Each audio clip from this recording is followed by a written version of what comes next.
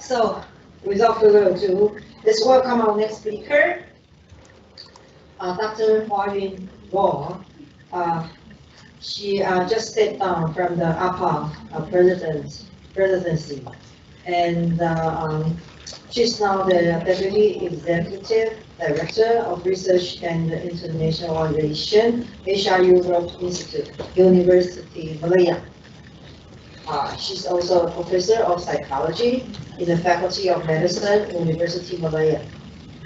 And she has long been the managing editor and the editor-in-chief of Asia Pacific Journal of Public Health, APJPH. And she welcomed everyone to submit good papers to her journal, to our journal.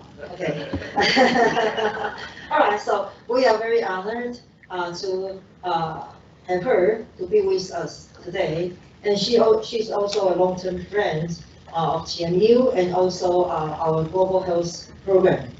She spent more than 3 months in Taiwan several years ago, and she loved to come again. So her topic today is mental health promoting during COVID-19 pandemic. Let's welcome Dr. Hua-Yun Wong. Right. Very good morning to all of you. Thank you so much, Professor Betty Chiu, and good morning to Professor Cho as well. Can you all hear me, right? Can you all hear me? Yeah, we can hear you. Okay, good. Excellent. Right. So first of all, thank you so much for inviting me here to talk on this mental health promotion during the COVID-19 pandemic.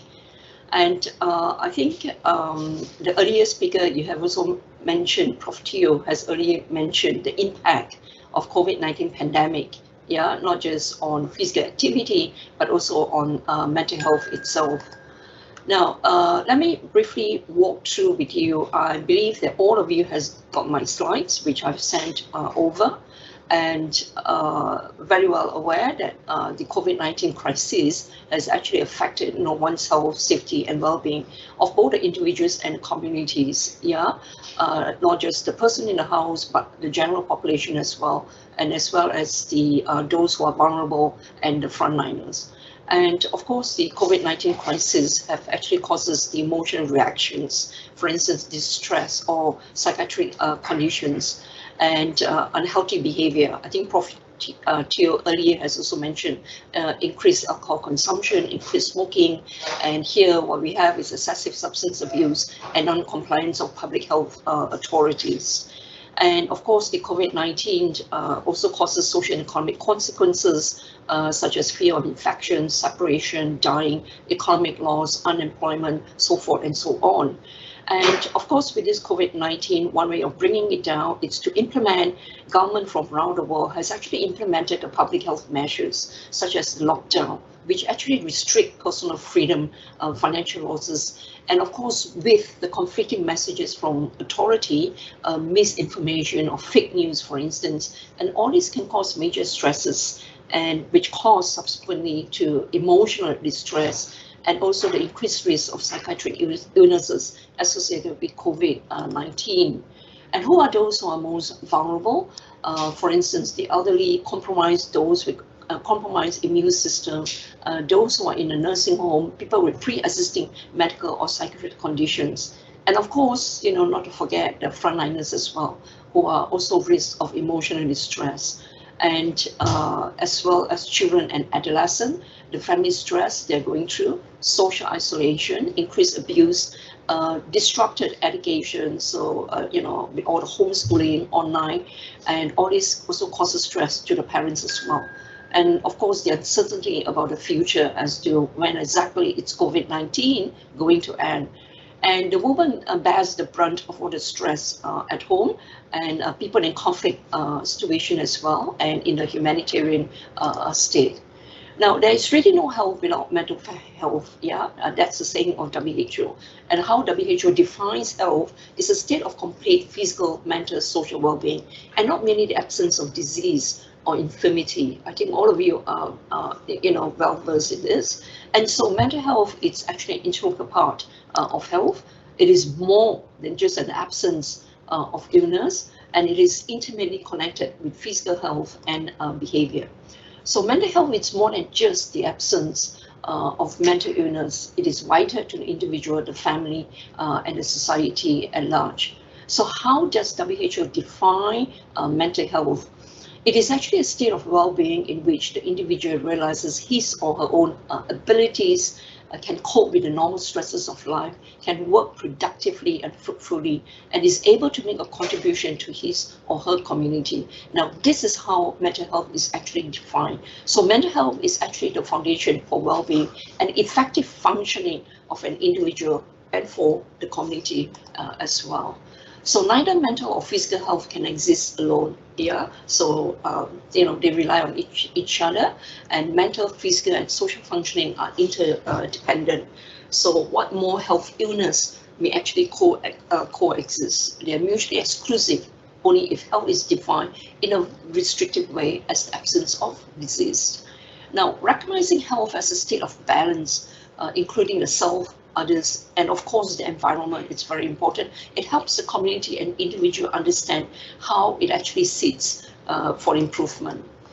Now, what about mental health? It is very much determined by the socio-economical and environmental factors. It is of course also linked to behavior.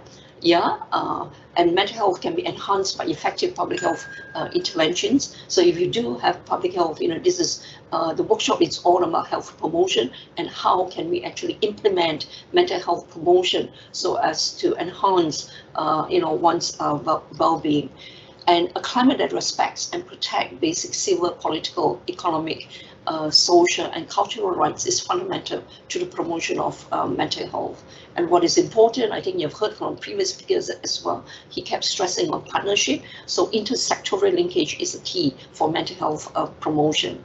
And it is everyone's business. It's not just the business of our Ministry of Health, but it's your business, it's my business, it's everyone's business, that we do need to embrace mental health, and how else can we improve the mental health of the community. So what's the concept of positive mental health? I have dealt with mental health earlier, so let us now move into the whole concept of positive mental health. Mental health, is seen as positive emotions such as feelings of happiness, the personality trait inclusive of psychological resources of your own self-esteem, mastery, and as well as resilience, which is the capacity to cope with adversity. And here, of course, when we talk about adversity, is the COVID-19 pandemic or the crisis. Now, positive mental health, you can also look from the cultural context as well. Mental health can be seen as self-realization, in that the individuals are allowed to fully exploit their potential, all right? So this is being able to achieve self-realization in oneself. And it's also a sense of mastery by the individual over their environment. And positive mental health can also be seen as, autonomy, where the individuals have the ability to identify, to confront, and to be able to solve, a specific problem. So it is very much influenced by the culture that defines it. Yeah, it has different meanings depending on the setting, the culture, the social economic, and the political influences. So all these varies, between culture, between places, and between time. So these are some of the definitions of what positive mental health. I won't go to each and every one, but we do need to take into consideration the personality type, because different personality types, influences the way we cope, with adversity. For instance, we also need to take into consideration the affective dimension. It can be conceptualized as subjective sense of well-being, because to certain people, you might define well-being in a very different way, from another person. The other, it's a salutogenic, salutogenic approach that focuses on coping rather than breakdown. So basically, what are the protective factors rather than the risk factors? Yeah, and the resilient as well, especially how do we build resilient individuals? How do we promote resilient family, in a state of crisis, for instance? And psychoanalytic approach, a positive mental health criteria as a person's capacity to use their own internal energy for realization in terms of emotion, intellect, and as well as in the sexual domains as well. And of course, you can also, positive mental health can also be viewed from quality of life approach. Yeah, where WHO define quality of life as an individual's perception of his or own position in life in the context of culture and value system in which one lives, and in relation to the goals, expectations, standards, and also concern. So it deals with one's satisfaction with the social, the environment, the psychological, spiritual, and health status as well. Now, let us now move on to looking at the prevalence, the global burden of disease as far as, mental health issues are concerned. I'm citing a couple of articles here, and basically from systematic review, yeah. And so you can see that this is the global prevalence of mental health versus Southeast Asia. This is global, yeah, in the whole world. And so what they did here was, they look at the various mental health disorder. Depression, globally, it's about 28%. In Southeast Asia, this is where we belong, part of Asia, 41%. Anxiety, about 27%. In Southeast Asia, again, it's, much higher, about 23%. Post-traumatic stress syndrome, 24% globally, and a bit less in Southeast Asia, 18%. Stress, 36%. In Asia, it's even more, 45%. Psychological distress, about half, global prevalence. In Asia, again, it's about, 69%, much higher. So in all these different domains of mental health issues, yeah, you can see them, in Asia itself, we tend to suffer more. Now, moving on, from the same paper itself, suicidal ideation. Now, this is global, prevalence, yeah. Suicidal ideation, 16%, somatic symptoms, about 31%, obsessive compulsive behavior, 6.4%, yeah, so forth and so on. And so what this paper found, that there is increased mental health performance problems, which is associated with the different, WHO regions, yeah, tend to be more with the female. It also depends on the hospital beds as well. Of course, hospital with more mental beds, naturally then, they will report more mental cases. Economic vulnerability, for instance, countries, that stress a lot on tourism, for instance, and then I think those countries will be hard hit, yeah, even for mental health illness. Now, again, all this depend on the study design as well, because there are different study designs in all this, on the whole systematic review, and the kind of survey countries as well. So mental health, it's, obviously higher than before the outbreak of COVID-19. Now, the psychological impact of, and now, just now I was looking at the general population, and what about the healthcare professional as well. Again, this is a rapid review. The healthcare professionals, they have heightened risk of mental health problems, psychological distress, insomnia, alcohol misuse, post-traumatic stress syndrome, higher depression, anxiety, burnout. All this is understandable because they are the frontliners, all right? And mental health problems are predicted by all these various factors, the organizational factors, social factors, personal factors, and the psychological factors as well. Now, what about the organization factors? That they are presumably being in a high-risk environment, they're exposed to all these infected COVID patients. So obviously, they will face higher anxiety, stress, alcohol consumption, burnout, sleep problems. And being in quarantine as well, yeah, increased acute stress disorder, PTSD, alcohol intake. The longer the quarantine period, the longer would, all these mental health symptoms that they're experiencing.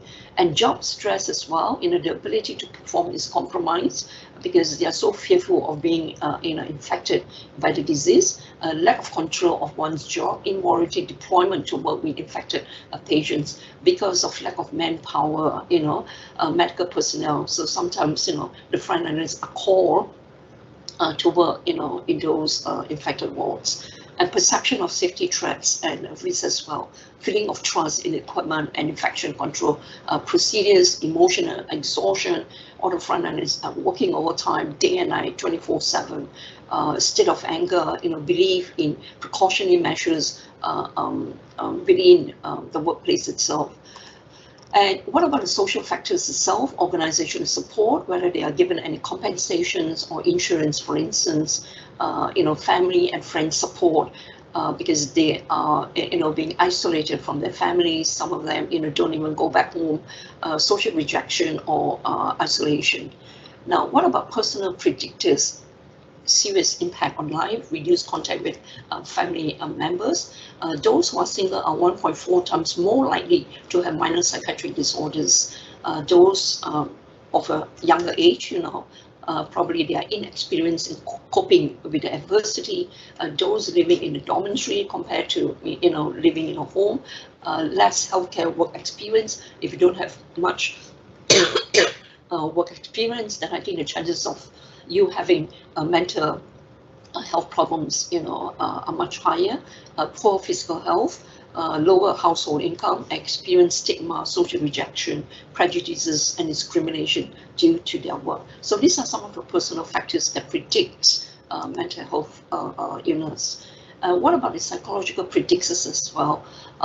Look at the resilient, the higher the resilient, the better mental health outcomes. So this is something that perhaps health promotion people need to stress on, to build resilience in the individual or the community. Maladaptive coping, which is risk factors, fatigue, negative emotional experience, and having psychiatric disorder before the outbreak. So then the chances of experiencing higher mental health, would be higher. Now, I'm sure, similarly elsewhere as well. This is just to show you the course received, the online course. Yeah, this happens to be in Peru. Yeah, and this is the implementation, of the lockdown. So the cost actually increases. Yeah, this is a seeking. It is a helpline. All right. So in Malaysia as well, we can see our cost has also increased. Likewise, I'm sure, it's the same, with other countries as well in the world.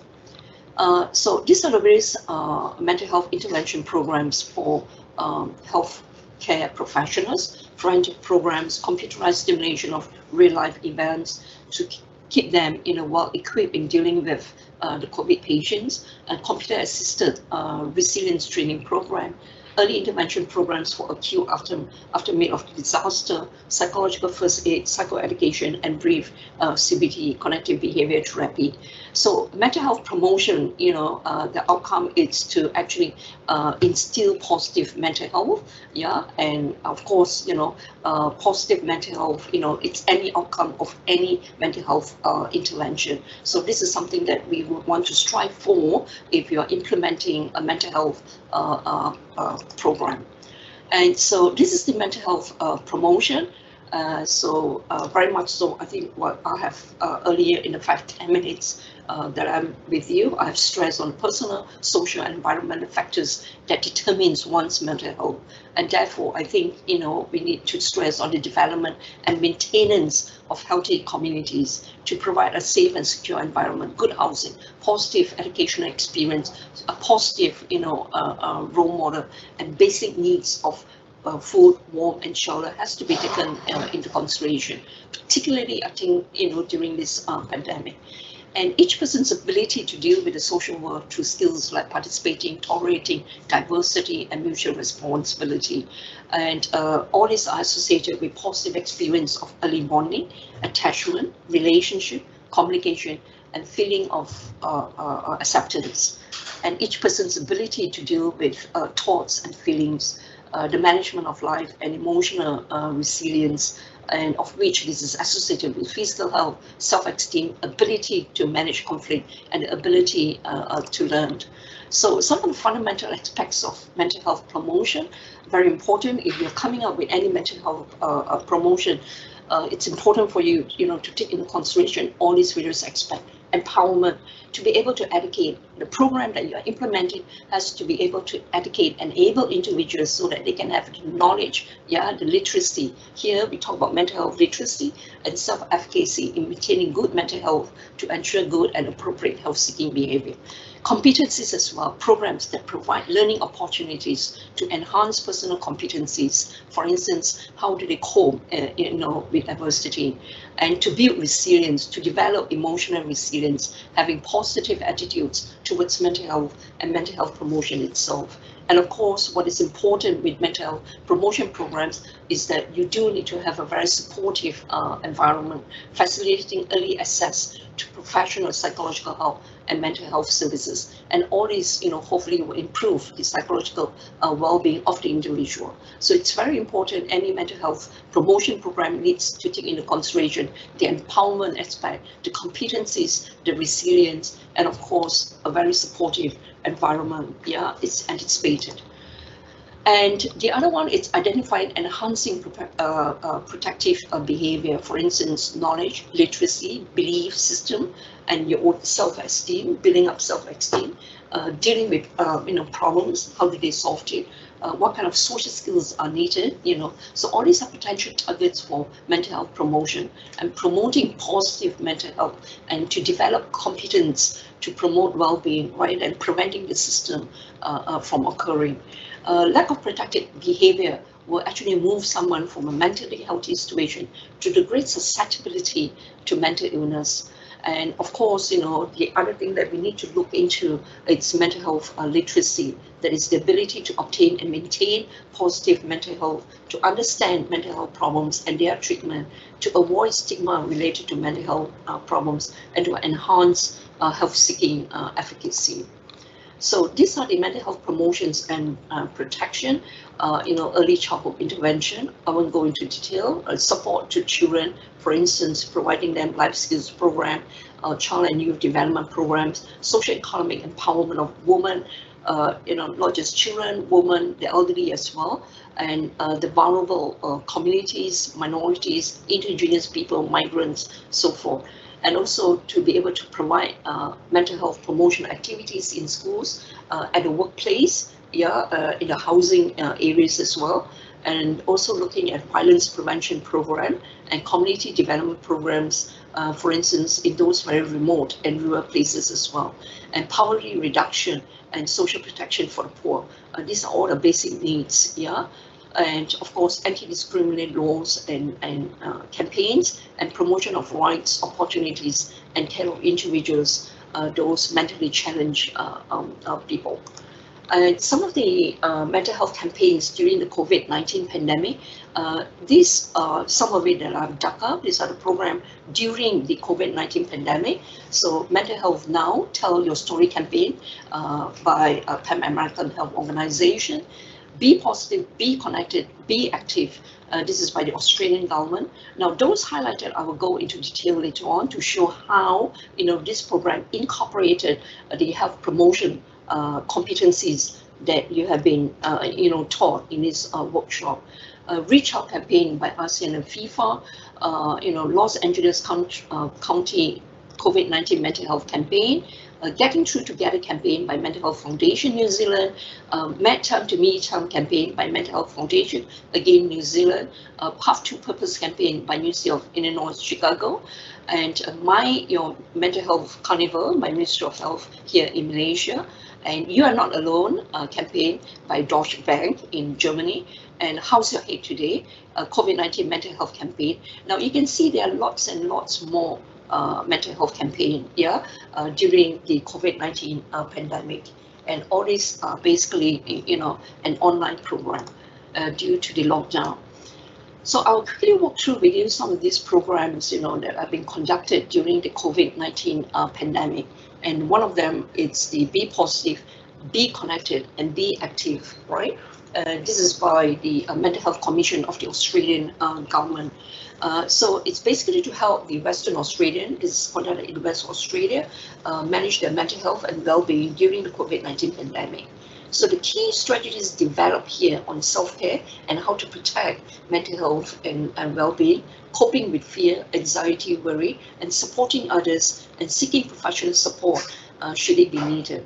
So they also go through this mass media campaign, deliver campaign messages through statewide free-to-air TV, general practitioners and pharmacies, advertisement, digital advertisement, through the radio, buzzback advertisement, social media, music streaming, podcast placement, online content pieces, and paid searches. So regular unpaid social media activity as well. This is through their Facebook and Instagram, mental health and COVID-19, for instance, in their website, and promotion of support services for people who need more support. Now, the target group is actually Western Australian community, age 18 and above, and people, with elderly parents or grandparents, parents with younger children, people that lives alone, and people in financial stress. And this whole program, Be Positive, Be Connected, Be Active, it's conducted, during April last year until July. And so this is the community toolkit. Now you can check this out in the website, and it's very, very friendly. So this is Be Positive, Be Connected, and Be Active. So think mental health. And these are some of the social media posts itself. All this, you can get access into it, and people can download it in their, mobile phone. And for instance, in stressful time like this, it's important to look after your mental health and well-being. So if you just click it, all the tips will come up. And in stressful time like this, it's important to look after your mental health and well-being. You click another time, another, information comes in. So these are all very, very useful. So as far as competencies is concerned, it's communication competencies. I believe the audience here in this platform, in this workshop, you are taught about the various competencies. And if you were to run a health promotion program, for instance, how do you incorporate all these competencies into your program? So basically here, it's about communication competencies. So forth and so on, all these are, communication competencies in very simple layman language. So here, using social media, the other competencies is actually technology competencies here. Using social media, of course, during the pandemic, how else can you impart, health promotion activities? It is only through, all these online gadgets. The other one is website contents and tools. If you check this out, they have all these tools, coping with anxiety caused by COVID-19, financial worried, maintaining a connection during social isolation, talking to your kids about COVID-19, well-being tips. So forth and so on. You just click it, everything will come out. Right. Some of the key messages through this program. It's very useful for public relations opportunities for the general population. Right now, right around, Western Australia, we are doing what we can to protect ourselves. So you can visit this site. These are for people age 18 and above. And if you have any financial difficulties, again, you can click on this website and they give you practical tips, as far as financial assistance is concerned. And how do you maintain social connections? Their website, that you can click and teaches you how to maintain your social connections if you are in a lockdown, for instance. So these are some of the key messages so what does all these key messages, convey as far as competency is concerned? Knowledge competencies. Now, moving on as well, talking to children about COVID-19, how do you actually, if you have children at home, how do you actually talk to them, about COVID-19, and tips for those working from home. All of us, are now working from home because of COVID, because of the lockdown, school closure, and so how do you actually, survive, working from home, and what are tips and tactics, as to, working online. And making the most of social isolation, what you can do if you're staying alone. So, make hay out of sunshine. And these are the useful contacts. They have all these contacts. If you do need any, alcohol problem or drug, problem, you can actually call them. These are various organizations that, one can actually call. And you can see here as well, the Aboriginal Corporation as well. And so what it shows, it's all the partnership competencies. So here you have different organizations who are actually involved, in helping out, the community with all these different problems. And here as well, a very brief referral. These are all the organizations, that you can actually refer to should you have any of this problem. And so here it shows the partnership building as well. You do need to work, closely with other. It is not just the domain for Ministry of Health or Department of Welfare. And what they have here interesting in this campaign is that culturally secure resources. So basically, this is for their indigenous people. In Australia, they have this community, and they first create this website, to deal with Aboriginal people and how it actually reduce the impact of alcohol and drug related.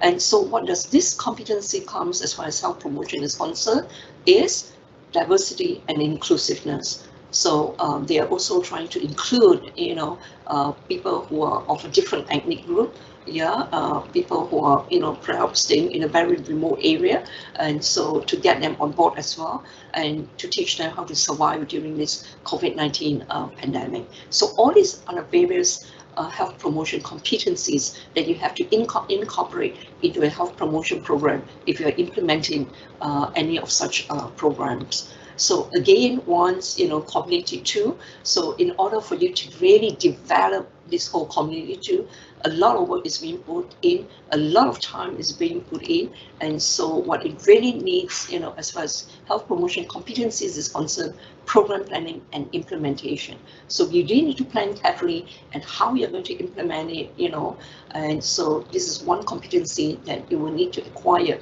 if you are dealing with health, any health promotion campaign or programs.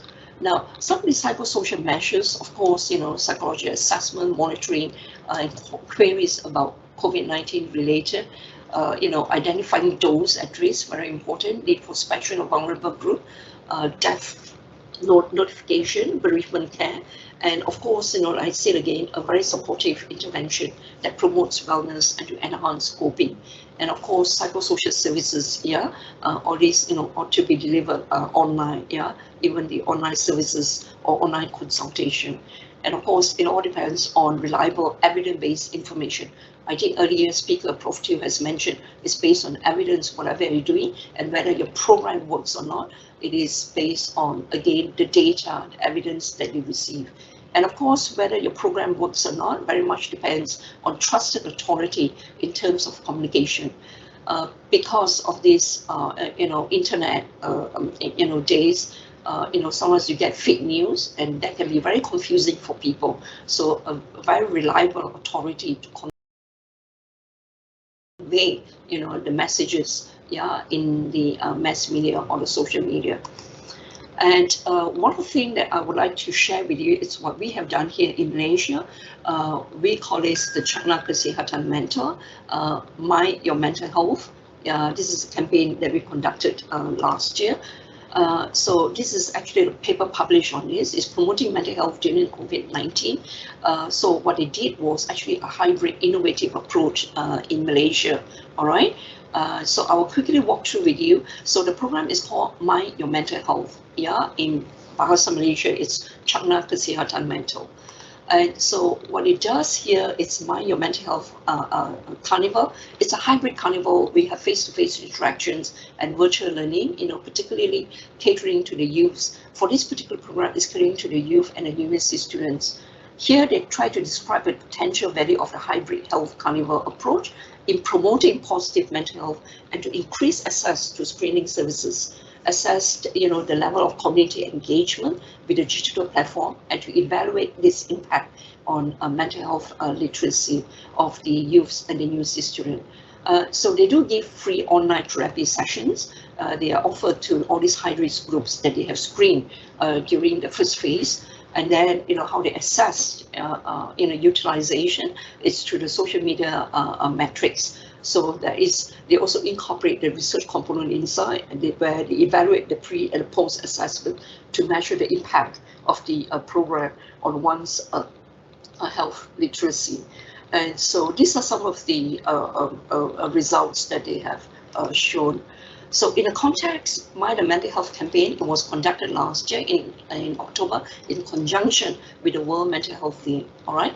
And so it aims to create an accessible digital platform that provides learning materials from the mental health awareness campaign, provide appropriate screening tools for early identification of mental health issues and psychological support for high-risk groups. So first of all, what they did was they developed all these educational materials, for their health promotion, for their mental health promotion, and kind of strategies that they're going to develop.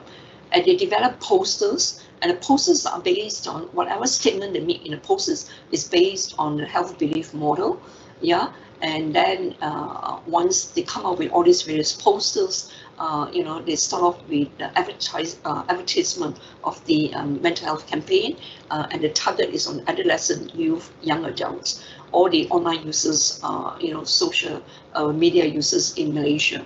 And so this whole carnival is actually organized by our university students and the social media platform.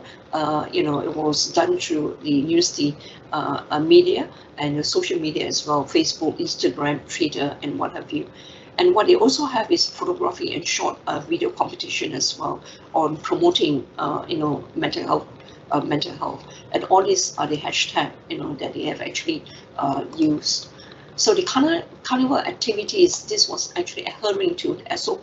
This was, the whole carnival was actually, carried out in the faculty, in the university, and they have to adhere strictly to the COVID-19 SOP. And they have 20-minute session on choir aerobics.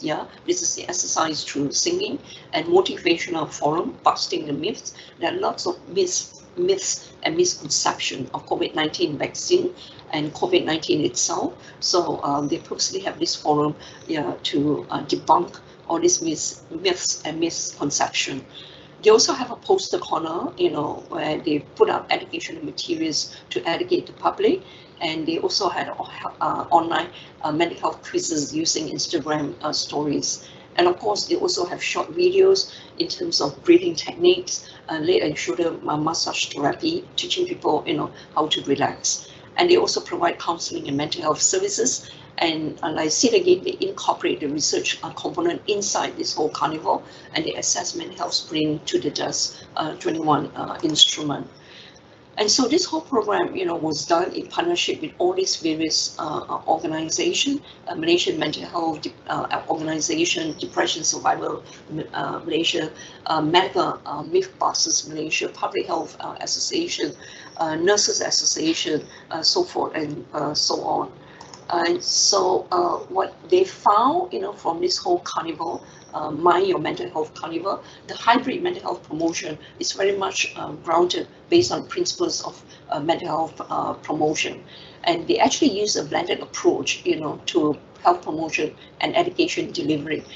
They have a physical base and they have a web base. It's a hybrid, and they have social media that delivers mental health materials and intervention, and social media, as a form of mass communication, which is very easy and very cost effective. And there's also widespread community engagement via advertisement, to engage the community as well. And of course, the improvement of mental health literacy, and it shows the empowering of the community. And with the short video that is being shown in terms of relaxation, this improve community competencies and resilience, improve one's coping skills. And so some of the overall, some of the mental health issues and challenges, the poverty impact of COVID-19.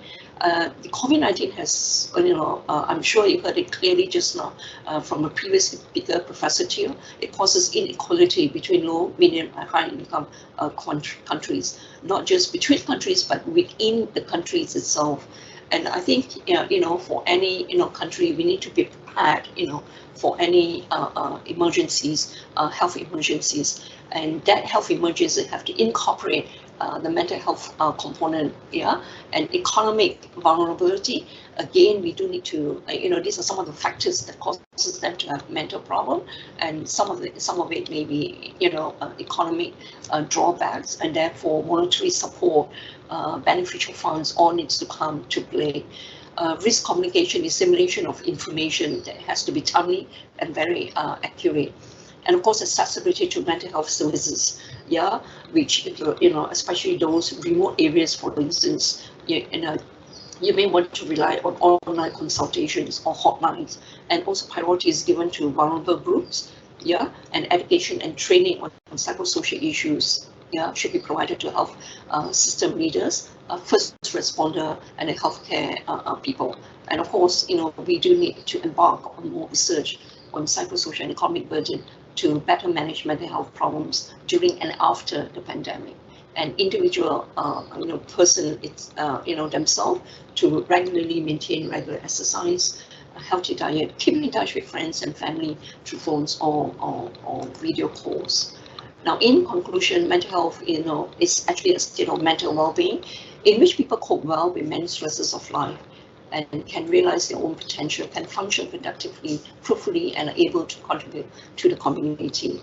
So the COVID-19, it's actually a life changer in the mental health aspects, in terms of accessibility to space, household crowding, school closure, food insecurity, domestic violence, relationship quality, addiction, internet access, social isolation, illnesses, as well as economic losses. And mental health services need to be very inclusive. We need to reach to as many people as possible, including those hard to reach, remote and vulnerable groups, using multiple channels if possible.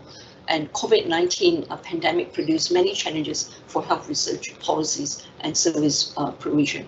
So in this IR 4, Industrial Revolution 4, and in this IT age, we need to leverage on innovative technologies, interactive mobile applications to support mental well-being, which can be developed and tested for its effectiveness. And of course, good mental health is critical to a nation's response and recovery from COVID-19.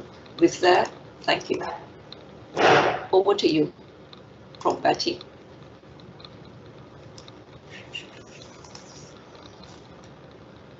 So I will open the floor for 1 or 2 questions. Yes, Budi, may we have the microphone?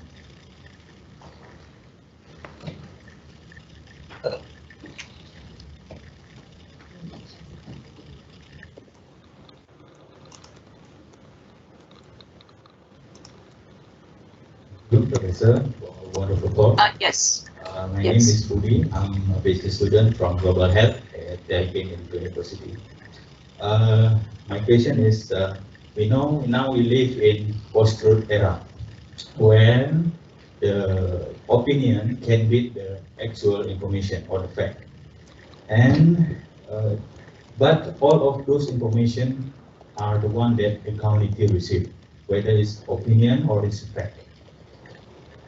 And during the COVID-19 pandemic, we know that all the people stay at home, work from home, and they mostly use the social media, and they receive all those kind of information, both whether it's information, opinion, or even fact. So my question is, if it's too much information the community receive, I'm afraid that they will get tired and then get rejection. So they don't have any desire to listen or to have attention to those kind of information, including the health promotion that we need to try to inform them. So what do you think, of your opinion, what can we do to separate this kind of thing? Or what do you think about the impact of post-truth era to the mental health of the community? I think that's my question. Right. Thank you very much. That's a very pertinent question I've asked.